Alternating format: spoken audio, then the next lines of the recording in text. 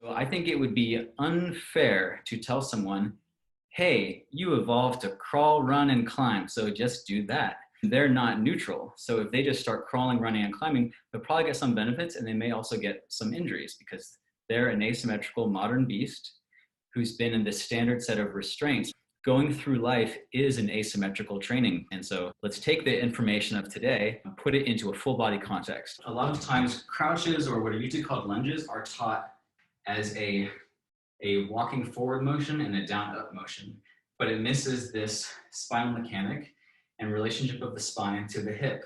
But to get that to work, you have to send your hip back. So you retract the pelvis of the forward leg.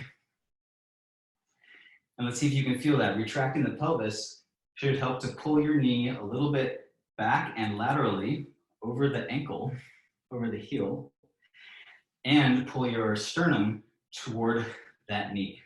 The more you exaggerate a step, the more that's true. Like if you're gonna go step up on top of a big log, you will certainly want to turn your chest over that leg as much as possible. You would not want to stay out to the side or stay squared off. You want to get your mass over that leg, and it corresponds to this same system. I don't know about you, but I grew up with a fiction, including in my early personal training years, that you could just say the front of the leg is working, and now the back of the leg is working, and now this outside of the leg is working, as though we actually work in quadrants. It makes no sense. We're twisting in between. We're smashing these planes of motion all the time. So like in a flat space like this, it's not an enriched environment, so I can make the enriched environment internal by changing joint angles. But let's try to have every push be unique.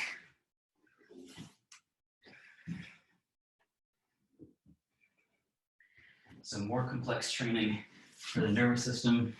You can do some pretty interesting spinal articulations while doing freestyle push-ups. These aren't ideas that only live inside of a studio or a workshop, but that are actually just about your body existing in the world. Ideally, you'll end up with or add to your intellectual understanding of movement and the body, and then also to your felt knowledge. I encourage intuitive cat stretching or dog stretching. You can just be your best, be your beast self. Do whatever you've seen cats and dogs do. It's good advice.